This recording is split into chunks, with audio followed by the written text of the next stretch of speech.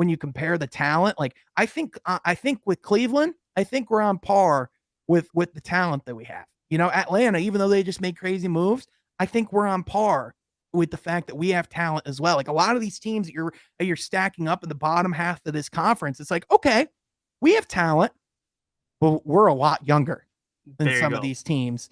And with Cleveland, like their talent, like Darius Garland has a few years under his belt now. Jared Allen is becoming a veteran. Exactly. What is going on? I want to welcome you from Half Court for today, Monday, July 18th. I'm your host, Sean Murphy, alongside my dynamic duo in that so fly hat right there, my guy Jeff Iafrady. Jeff, holy, I love that hat.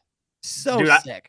I still can't believe I found it. It was in the clearance section at Lids for $10, $10.60, I think, after tax. So some things you just stumble upon in life. It's like Kool-Aid when he got the Tupac and Red Wings collab shirt for like $10 at the thrift store. Once you see things like this, you buy them. You don't think twice. Some people say, like, you even told me, like, I was at Lids and I found this hat. I like to think that hat found you. You know what I'm saying? It just stumbled upon you one day, and then all of a sudden, it was a match made in heaven. So absolutely. Oh, without a doubt, man. But Jeff, speaking of matches made in heaven, the Pistons are going to have a lot of matches that are going to feel like hell this year because they are in the Eastern Conference. And that's what we got to talk about today. I want to stack the Pistons up and see where do we feel like they are right now against the rest of the Eastern Conference. Because Jeff, as we have conversations and one of the goals that we have for this season is that we want to see Detroit potentially get to the play-in, right? But it's going to take a hell of a road for us to get there. So with that, let's have a conversation. And Jeff, let's start with the obvious point. In our lifetime, have we seen a more stacked Eastern Conference? No. Because this is insane.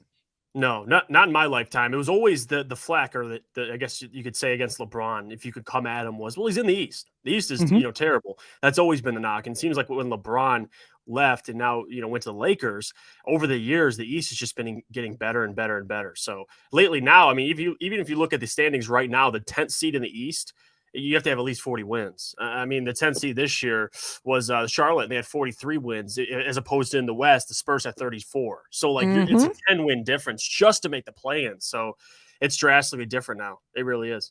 Yeah, without a doubt. And in the Eastern Conference, one thing that you can really point out is just the depth of talent that is there at each and every team. So, let's start at the obvious point, and it's that there are a few teams at the top of this conference that are going to be really difficult to have to play 4 times a year. Specifically, the Pistons will have to face the Miami Heat, the Boston Celtics, Milwaukee Bucks in their division.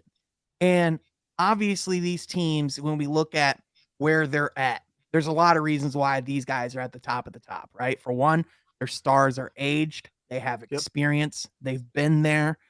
Some of these teams at the top have been as far as the Eastern Conference Finals, have won championships, or have been in the finals and have almost been at the step of it. So for Detroit, they're going to have a lot of challenges of having to face some really experienced, battle-tested teams.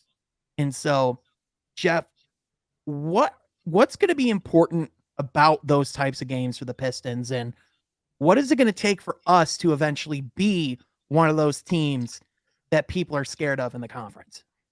Right now, it's based on these guys developing. It starts with Cade, and we already can tell from right away his rookie season, he's going to be a special player. But it starts also with Jaden Ivey and Saddiq Bey, because you saw Saddiq last year take the jump. He had a 50 ball. A lot of that, though, was inconsistency. That was the thing we talked about with Saddiq Bey. If he can be more consistent, up his averages, up his shooting percentages, and then you have Jaden Ivey, who the co-star along Cade, who can get up there, creep up to 20 points per game. Like, you have a solid big three forming in Detroit, and you have pieces around them like Isaiah Stewart, who's going to help you in the long run when you're going to war in the playoffs with teams like Milwaukee or teams like Philly. Like that versatility with Isaiah Stewart, and if he can stretch out and hit the three ball, his value is just going to go through the roof. So that's really what it comes down to, is what does Jaden look like in 3 years? That's what I'm looking for. How do these guys develop? Because the ceiling of this team, and Troy's, that's why he's been so patient in free agency. We haven't went out and got that big fish. You don't even know if you need to yet. You have to see these guys play out now in 2 to 3 years. If it's Cade, the best player, you have Jaden Ivey and Saddiq, and Troy sitting there like, you know what? this we can add one more star to this team and just put it all together, then he can do that. But right now, you just don't know the potential, Sean. You could have a team that can make multiple Eastern Conference Finals runs in the future. You just don't know. It's way too early. So a lot of what the Pistons are going to do is based on these guys' development. Bottom line, how Yeah. they can play together. Yeah, without a doubt. And in these matchups that they're going to be having against these top teams in the Eastern Conference, talk about an opportunity to develop. I mean, for our big guys in Jalen Duren and Isaiah Stewart, I don't know about you, but I'm going to be circling the dates that they're going to be facing Giannis Antetokounmpo because that's going to be a true challenge. And so for Detroit, I feel like the goal this season is how do you walk out of some of these series against the top teams in the league? And how do you make it so that you say split a series in the season against the Boston Celtics or split a series against the Miami Heat, right? How do you make it so that you're not only getting better and showing in the interim that this team does have the legs to get to where they're at, but in addition that you can compete now, and even if you're not up towards the top, you can be a team that teams don't want to face, right? Like, I think specifically like Detroit against that Boston Celtics team that we just saw make it to the finals for whatever reason. Whenever these two teams matched up, it was always a super close, tight, and competitive game. So, when looking at the upper echelon of this Eastern Conference, I really think, with Detroit, it's how can they prove themselves to these teams, and again, how do we use this as an opportunity to see where we stack up? So, with that, are there any other particular stars, or when we're looking at the top of this Eastern Conference, is there a team in particular that you're wondering how Detroit is going to face and what they're going to look like against them?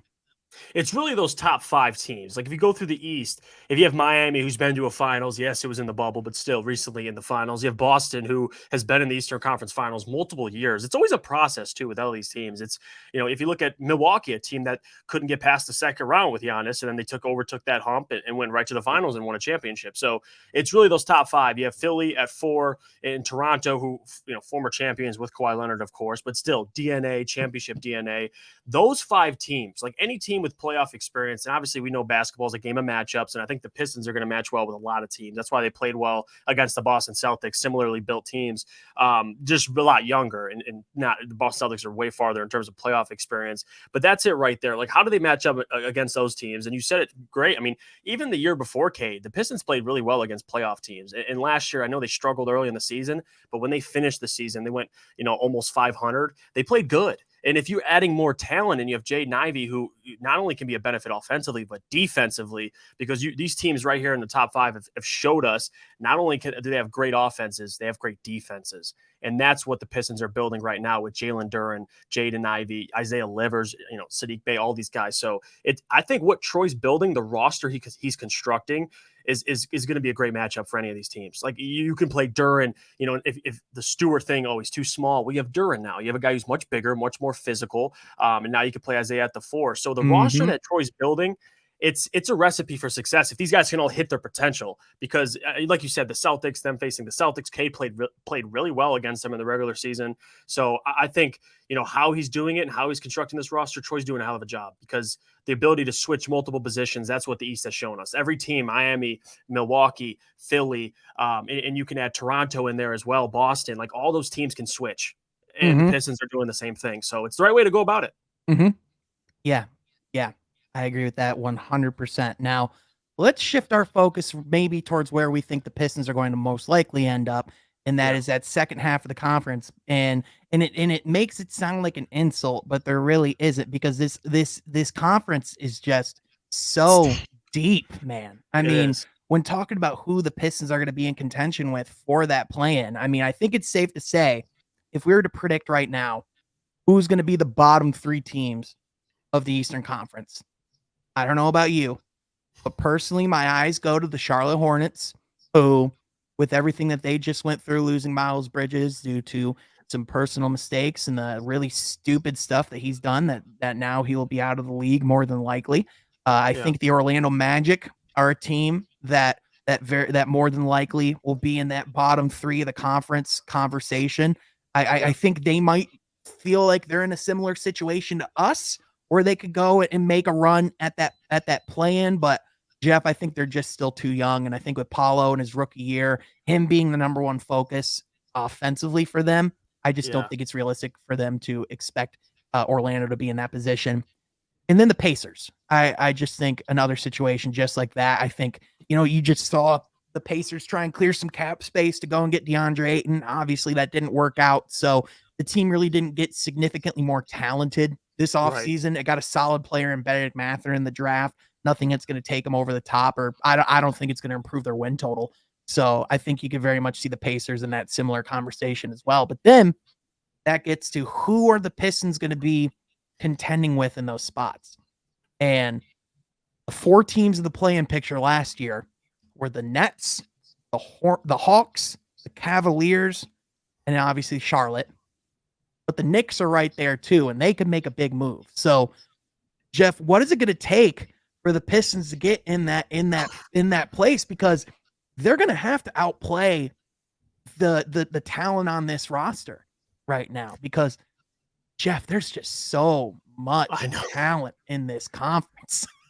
No, it's tough. And even if you look at the Knicks, like as much as we like to laugh at the Knicks and they didn't make obviously the play in this year, you add Jalen Brunson and possibly if they end up closing the deal on Donovan Mitchell, like now you're talking on another team that could be a 6 or 7 seed. So it's just it's going to get tighter for not a lot of room for error. So if I could, tell a team that I think the Pistons will be better than, obviously you went through them: Orlando, the Pacers, Washington to an extent. I know Bradley Beal will be there; it'll be different, but still they're going to be Porzingis and and Bradley Beal. Like, what's that going to be? Maybe a play-in, but still, even the teams you mentioned in the play-in, that's the one that is more scary because the Atlanta Hawks, a team who was in the Eastern Conference Finals not too long ago, they add DeJounte Murray, which I'm curious to see the fit this year, but I think they'll be much better. And then you have Cleveland, who even without Colin Sexton was a great team early on in the year. They kind of fell off a little bit, still made it in the play-in, but I think they're going to still be in the playoff picture. And then Charlotte's the one team that made the play-in as a 10 seed, still had 43 wins. Like that's like if we went through our season predictions, I could see the Pistons somewhere in the high 30s, but for them to get to 43 or around 40, you would need Jay Nivey, Jalen Duren, not only to have great rookie years and make a tremendous impact, but you would be relying on Cade, like we predict, to have a great, second year, which we think he will. But like everything has to go right. Well, like he'd have to have more than a great second year. Yes. He'd have to have an awesome second year. Spectacular. Like I'm talking about like how we viewed Luka Doncic his second year. Because year 2 Luka, people forget like year 1, everyone was like, all right, Luka's terrifying. Like he's gonna like everyone was like, someday Luka's gonna be a problem. And then year 2, it was like, oh, someday's now. Like it's here. Like the rapture's upon us. You know what I mean? So like when I look at like what's happening in the landscape of like what Detroit's gonna have to deal with, again, like we expect a lot of great things out of Cade. We do.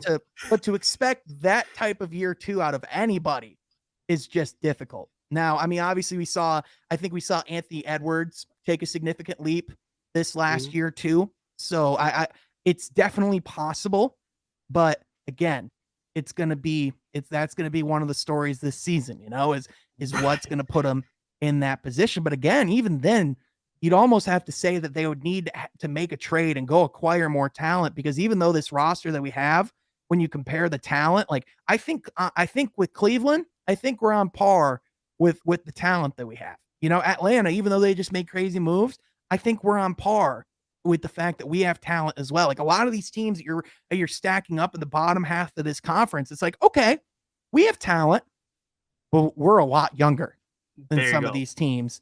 And with Cleveland, like their talent, like Darius Garland has a few years under his belt now. Jared Allen is becoming a veteran. Exactly. So, that's why, again, like only teams like Charlotte, Indiana, and Orlando, it's like, well, those teams are younger than us in a lot of ways. So, so it's going to be a really difficult road. But I also think with this Eastern Conference, I'm glad it's the way that it is, in the sense that it's going to give the Pistons a lot of opportunities to go out there and get better each and every night, because you're going to be facing the best of the best every single night.